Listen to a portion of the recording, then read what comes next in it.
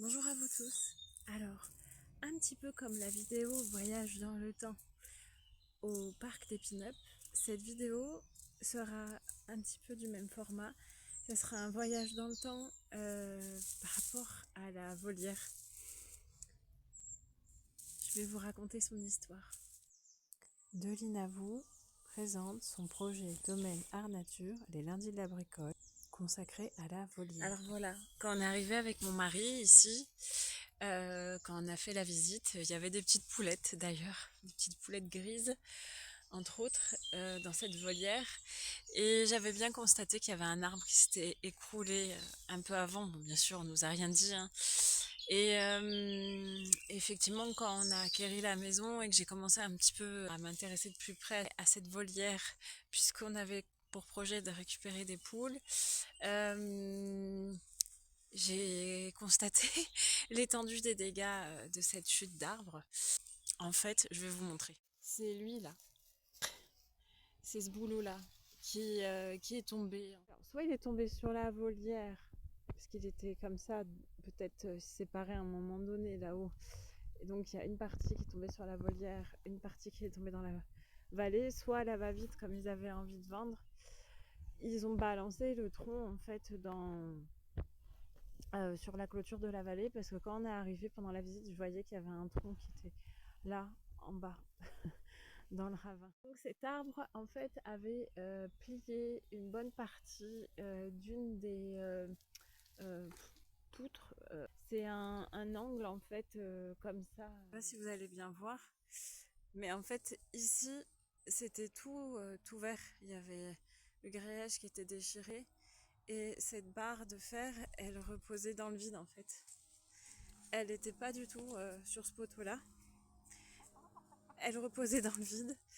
Et, euh, et d'ailleurs, on voit encore, je ne sais pas si vous allez bien le voir.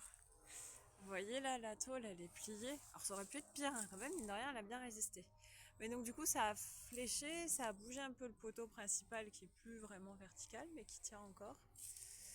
Et le grillage était déchiré à plusieurs endroits. Je voulais vous préciser par rapport à ce premier été, c'est qu'on avait passé énormément de temps avec mon mari à inspecter chaque centimètre du grillage pour rafistoler avec du fil de fer les trous. Et là où il y avait le plus de trous, c'était sur la toiture du grillage, parce que je pense que comme on est sous les arbres, il y a certaines branches qui doivent se casser et tomber à la verticale avec une rapidité et une force incroyable et qui perce en fait le grillage. Donc on a fait énormément de réparations de ce type, ça a été très très long. Tous les angles ils étaient cassés, pétés, ouverts, donc du coup n'importe quelle bestiole pouvait rentrer. Et on a installé un grillage que j'ai plié, en fait un grillage de 50 cm que j'ai plié, que je remontais un petit peu à la verticale ici, plié et que j'ai mis contre le sol, que j'avais essayé donc d'enterrer avec plein de jolis cailloux de couleurs euh, et des petits, des moyens cailloux pour que ça soit esthétique et tout. Bon, maintenant que les poules sont sorties, il n'y a plus rien quasiment à part les gros rochers. Et on devine un petit peu le grillage. C'était donc pour éviter que s'il y avait un renard qui venait par là, il a envie de gratter et passer en dessous. À l'époque, j'avais pas grillagé dans le fond et il n'y avait pas du tout de béton sur le pourtour, donc c'était vraiment quelque chose d'important à faire. J'ai rajouté ces petites tuiles à la fois pour empêcher ce qu'il y a de l'extérieur de sortir et pourquoi pas faire un frein de plus contre les bestioles éventuellement. Enfin bon, en un coup de croc, il casse le fil de fer et puis on n'en parle plus, hein. Et ce qu'on a fait aussi, c'est que j'ai rajouté un grand grillage là que vous devinez ici, qui est accroché là-haut, parce que n'importe quelle bestiole, même les oiseaux, pouvaient rentrer en fait par les grillages blancs là. Et là, cette petite ouverture que j'ai faite, il faut que je vois comment arranger au mieux, parce que c'est pour pouvoir donner à manger aux poules si on est pressé un jour et qu'on n'a pas le temps de rentrer dans la volière pour leur apporter la pâtée ou que sais-je, ou qu'on veut leur faire des petits plaisirs en leur amenant de la petite salade ou autre. Je voulais une ouverture facile pour leur donner à manger comme ça sans avoir à rentrer dans la volière. Sauf que maintenant que tout est sécurisé, il va falloir quand même que je trouve une solution d'une fermeture qui soit suffisamment solide pour empêcher une bestiole de rentrer. parce que du coup c'est devenu un point faible. Voilà.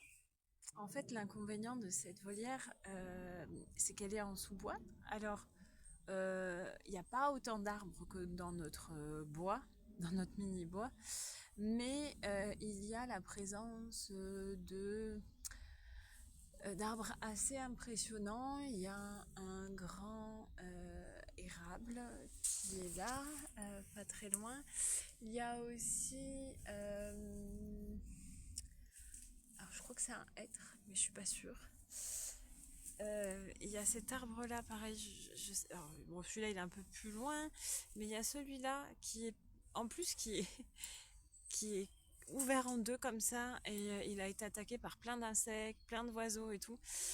Donc un jour j'ai trop peur qu'il tombe sur la volière lui aussi. Alors sur la volière ça m'embêterait parce que j'ai passé beaucoup de temps dessus, mais ce qui me fait le plus peur c'est que nous on soit blessés en fait. Parce que bah, c'est quand même dangereux de prendre un arbre. Déjà qu'une branche ça peut nous tuer, alors un arbre, voilà, n'en parlons même pas. Et mes petites poulettes aussi, ça me ferait trop de peine. Il y a aussi un arbre qui s'est écroulé lors d'une tempête une fois qu'on a habité ici, c'est celui-là. Voilà, c'est cette espèce-là. Je crois que c'est un hêtre, mais voilà, je suis pas encore très qualifiée en arbre en fait. J'ai essayé quand j'étais plus jeune de m'y intéresser parce que les arbres me fascinent, mais je suis pas calée du tout. Donc cet arbre-là était beaucoup plus grand. Il avait déjà commencé à être protégé par du lierre. Et en fait, toute la partie qui, avec le lierre, a résisté à la grosse tempête, et toute la partie haute de l'arbre, qui était beaucoup plus haute, en fait, là, il y a un espace vide. Et quand il y a du vent, beaucoup de vent, ça souffle très fort. Et donc, un jour, il y a une grosse bourrasque, parce que c'était du vent qui était très fort cette journée-là, et ça m'a sectionné l'arbre, qui s'est couché, bam, comme ça, et qui est passé à même pas, il est tombé à... Allez, on va dire 1, 2, 3, ouais, peut-être 3,50 m de la volière. Il est tombé là en fait. Bah, dans son alignement, hein, comme ça. Il est tombé ici et il est allé s'encastrer là-dedans. Donc il a détruit pas mal de tuyas. Alors c'est pas grave en soi. Sauf que maintenant, les gens s'arrêtent régulièrement dans le petit trou pour regarder chez moi. Alors quand j'ouvre mes portes, c'est une chose, mais quand on est chez nous et qu'on veut être tranquille, c'est un peu gênant en fait d'être zioté comme ça. Et, et donc du coup bah, on pouvait plus sortir de chez nous puisque le chemin pour nous rendre vers la ville c'est par là, donc on était coincés, j'ai pas pu aller chercher ma fille ce jour-là. Et donc ça a été une grosse frayeur, je pense pour tout le monde, hein, parce que moi ça m'a mis en état de choc. J'ai très peur du vent en fait et des tempêtes. Et ce jour-là, quand il y a eu l'impact au sol et le bruit, bah, je me suis figée dans le temps en fait. C'était assez impressionnant. Parce qu'à un moment donné, mon mari en fait est arrivé une fois qu'il a fini son travail. Il est rentré dans la maison, il me fait elle est où la petite? Et je fais comment ça, mais attends, mais il est quelle heure? Et en fait, moi à 14h, j'avais regardé la montre pour la dernière fois. Et mon mari m'a sorti une sorte de torpeur en fait. C'est très étrange. Enfin bon bref, c'est flippant hein, des fois comment l'esprit peut réagir. Donc voilà, voilà comment ça a commencé les péripéties. Sachant qu'on venait de passer plus de 3 mois à réparer la volière et qu'elle a failli à nouveau subir. Et là, vous voyez les autres arbres donc, qui sont autour. Donc c'est deux gros arbres. Et on a ici un merisier que j'aurais voulu ratisser puisqu'il est vraiment très près. Et qu'il est près du poteau qui nous alimente pour internet et qu'il est juste au-dessus de la volière. Donc voilà, mais bon, pareil, il faut trouver des personnes de confiance et c'est pas donné, donc pour le moment, c'est comme ça. Alors cette volière, pendant presque 3 ans, je suis toujours passée par cette petite porte. Alors vous vous en rendez peut-être pas compte là à la vidéo, mais dites-vous que quand j'arrive devant, ça m'arrive à la mi-hauteur du torse. Donc c'est très petit. Il y a la petite marche qu'ils ont faite pour que si jamais il y a un renard qui passe sous la porte, il tombe sur comment ça s'appelle, une marche et que ça l'empêche de rentrer. Je suppose que ça a été pensé comme ça. Et, euh, et donc elle est basse, donc il faut à la fois lever les jambes et se ratatiner. Moi j'ai rajouté une planche en haut, enfin une grosse section de bois, pour essayer de combler le vide qu'il y a, pour ne pas qu'il y ait de fouines ou de belettes qui rentrent. Mais du coup on se coigne la tête tout le temps. Enfin ça a été un enfer. J'ai aussi rajouté cette planche là. Un enfer tout le temps, sachant que le verrou il est cassé, que j'ai essayé de mettre une chaîne, que quand on était à l'intérieur, c'était compliqué de refermer parce que comme il y avait le chien, il n'y avait pas tout ce système de portillon que j'ai installé. Donc du coup, on avait peur que le chien rentre, réussisse à rentrer pendant qu'on était en train de donner à manger aux poules. Donc c'était assez éreintant, anxiogène et tout ce qu'on veut. Et donc j'avais hâte de pouvoir un jour créer une ouverture différente pour arrêter de me casser le corps et me fatiguer l'esprit. Alors voilà, la vie parfois est assez bien faite, on va dire. Elle nous met à l'épreuve, nous propose des défis qu'il faut réussir à relever, qui nous apprennent la patience et tutti quanti. Quand les rats sont rentrés, pareil, j'avais partagé sur les réseaux sociaux, c'était impressionnant comment ils m'ont fait des dégâts, mais d'une cruauté vraiment très rapide. Autant les petits mulots, quand ils étaient venus et qui me mangeaient ces petites graines en me regardant, limite en me remerciant, c'était adorable. Et ils m'ont pas fait de dégâts, si ce n'est qu'ils apportaient des risques de maladie, puisque quand ils rentraient dans la nourriture pour farfouiller et qu'ils urinaient ou qu'ils faisaient des déjections fécales dans la nourriture, c'était pas génial. Ça allait, on va dire. On va dire, hein, c'est pas génial, on est bien d'accord. Mais alors quand les rats sont arrivés, ils m'ont fait des trous mais énormes qui faisaient plus de 20 cm parfois. Et en fait, ils ont créé des tunnels qui partaient des fois de 3 mètres de la volière et rentraient dans la volière en fait. Et j'avais beau essayer de boucher, essayer de mettre des répulsifs et tout, rien n'a fonctionné. Et là où je bouchais, ils repassaient à côté. Et à un moment donné, les trous étaient tellement importants que, en fait, je me suis dit, mes poules sont en danger parce que, une fouine, une belette, tous ces petits animaux là, ils risquent de rentrer, et ils vont me tuer mes poules. Donc c'est comme ça qu'elles ont basculé dans la maison. Ça avait commencé aussi parce que l'une d'entre elles était tombée malade. Hein. On est bien d'accord qu'il y a eu ça, mais voilà. Et donc tout ça s'est passé courant de l'hiver dernier. Non, pas celui-là justement, pas cet hiver-là, mais l'hiver d'avant.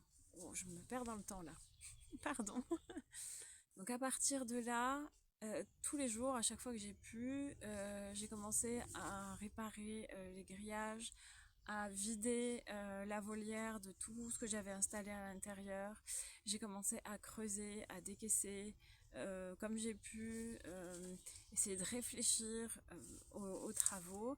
Et à un moment donné, on a eu une intervention miracle de quelqu'un qui nous a prêté main forte et qui a été d'une grande aide. Et s'il n'était pas intervenu l'été dernier, je m'en serais pas sortie et j'en serais pas là où j'en suis aujourd'hui. Donc encore une fois, s'il passe par là, je lui redis merci parce que je ne serais pas là où j'en suis. Voilà, c'est tout ce que j'ai à dire. Alors je vais vous expliquer les chantiers. Alors voilà, j'espère que je vais réussir à faire cette vidéo. C'est la poule, c'est ramené par là. Donc à l'origine, la volière, elle faisait une forme un peu, on va dire, en L, grossier là, comme ça, comme mon doigt là.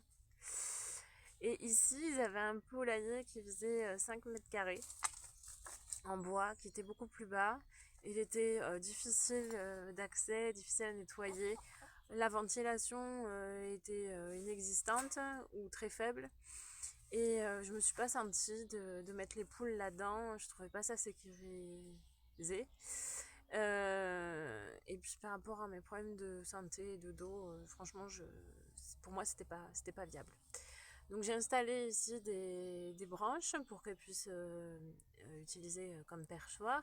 J'ai installé une petite table avec 2 pondoirs, de quoi leur laisser accès comme des marches avec une petite, comment ça s'appelle, palette. Et puis bah, ça se passait bien hein, au début. Hein. C'était même plutôt cool. Et j'avais une bâche en plastoc là qui venait tout fermer ici. Donc du coup ils étaient à l'abri du vent et de la pluie avec la toiture. Mais bon, ça s'arrêtait ici, hein. C'était une toute petite toiture et après j'ai bâché. Mais c'était pas non plus hyper pratique. Mais bon, on s'y est fait, on a passé des bons moments avec ma fille comme ça. Donc là, la mission, euh, par rapport au rat, c'était de transformer tout le système, hein, entre guillemets. Avant de prendre mes décisions pour les travaux, j'ai surtout observé pendant plusieurs mois du coup le comportement des rats. J'ai analysé par où ils étaient passés, pourquoi.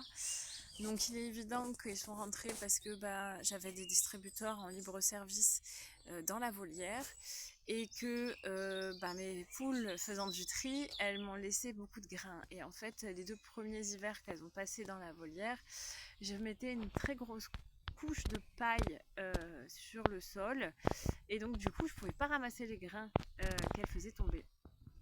Et les rats sont arrivés à cause de ça. Parce que en plus des grains, je leur ai donné des pâtés aux poules, enfin c'était génial quoi. Donc là, mon idée, c'est d'espérer qu'avec les distributeurs que j'ai achetés, qui sont spécifiques et qui sont à mettre en hauteur pour que les poules mettent moins d'énergie à trier et qu'elles mangent plus déjà. Alors oui, il n'y aura plus le plaisir qu'elles ont. Alors, de temps en temps, peut-être que je leur remettrai dehors pour qu'elles s'amusent à fouiller des grains par terre. Mais je le ferai que dans le parcours et je le ferai plus dans la volière. Parce que franchement, ça a été trop... ça a été trop terrible quoi. Ah non, non, ça je veux plus en entendre parler. Donc conclusion, ça sera un distributeur un distributeur un peu spécial ici et un autre ici. Pourquoi ici? Parce que du coup, quand j'ai transformé la volière, j'ai mis une cloison ici avec un système de porte là, que je vais bientôt faire ici et j'ai tout cloisonné ici. Il y a aussi une toiture à cet endroit-là. Ça me permettra soit d'avoir un sas pour les poules qui sont pas trop malades, qui ont besoin d'être à l'isolement et qu'on n'est pas obligé de renfermer dans une maison, soit d'avoir d'autres poules et donc du coup de pouvoir alterner les sorties dans le parcours, dans la volière. Il y en a qui passeraient des journées du coup enfermées, alors c'est pas génial, mais bon, pour alterner un jour oui, un jour non. J'y réfléchis encore. Voilà, je vous expliquerai plus tard la suite du programme. Pour l'instant, on se concentre là-dessus. Donc, tout ici, ça a été décaissé. Beaucoup, énormément. D'où les quantités de terre que vous avez pu voir dans d'autres vidéos dont je vous ai parlé. Et je vais mettre du sable. Et on a donc fait couler du béton à l'intérieur de la volière pour bien sceller le grillage, à la fois qui est enterré dans le sol et les murs de grillage. Et on a fait couler donc du béton autour de comment on s'appelle, je vais y arriver, du futur bac à sable. Et là, l'idée pour ce bac à sable, en fait, c'était à la base de mettre du grillage qui rejoigne le béton déjà installé, qui descendent comme un bol. Et voilà, que ça couvre en fait l'intégralité de la surface comme un bol en fait. Donc l'idée c'est que le grillage normalement à l'origine il soit de partout sur les parois verticales et dans le fond. Sauf que dans la hâte du chantier, j'ai pas trop bien réfléchi malheureusement. Donc on a fait couler le béton et ça a emprisonné les pierres. Donc du coup, j'ai dû transformer mon projet. Donc il n'y aura pas de grillage sur la partie verticale. C'est un peu embêtant, mais c'est comme ça. Donc j'essaye de projeter un maximum d'épaisseur de béton. Et puis je vais peut-être essayer d'installer du grillage dans le fond. Donc voilà mon opération tentative de vivre ici à la campagne avec les problématiques de rats et de tous les animaux qui risqueraient de tuer mes poules. J'ai essayé de construire une volière, euh, j'espère, protectrice pour mes poules. En tout cas, je croise les doigts. Euh, Qu'est-ce que je voulais vous dire d'autre aussi par rapport à ça? Alors après, pour la vie au quotidien, donc j'ai laissé de la terre pour qu'elle puisse gratter, il y a un chemin de tuiles. Alors ça sera pas forcément non plus idéal pour nettoyer, pour faire les grands nettoyages, pour enlever, on essaye bien sûr d'enlever les crottes le plus souvent possible. Mais c'est vrai que pour passer les râteaux et tout, pour vraiment enlever la terre qui serait trop souillée au bout d'un an ou entre les saisons, ça risque d'être un peu compliqué à cause des tuiles. Donc ça, je sais pas trop encore comment je vais gérer. Hein, je réfléchirai au fur et à mesure parce que c'est important pour l'hygiène. Mais il faut aussi qu'elle puisse toujours avoir accès à de la terre pour gratter. Donc on va voir comment on concilie les deux. Et donc j'ai laissé un espace suffisamment grand pour passer avec des brouettes par rapport au sable, ici et ici. L'idée, ça sera de rentrer par cette porte-là avec la brouette. Et après, j'ai essayé de voir si éventuellement, donc là j'installe des portes du coup à l'intérieur, comme je vous l'ai dit, pour séparer les poupoules, et voir si dans le futur, je trouverais pas un système peut-être de grillage, un filet peut-être mobile, qui viendrait ici fermer, un autre là qui viendrait ici aussi en passant par en bas. Fermé jusqu'à la porte pour que du coup il y ait des poules qui profitent de chaque espace mais séparé. Voilà, donc ça je suis en pleine réflexion par rapport à ça, on verra bien, mais parce que pour l'instant j'en ai que deux et pour l'instant elles profiteront de tout cet espace là. Voilà, donc j'espère que j'aurais pu vous expliquer un petit peu leur lieu de vie et que vous avez un peu mieux compris euh, son histoire. Voilà, je vous remercie pour votre écoute. Si vous avez des questions, des commentaires ou si vous souhaitez partager votre expérience, ben ça sera avec plaisir.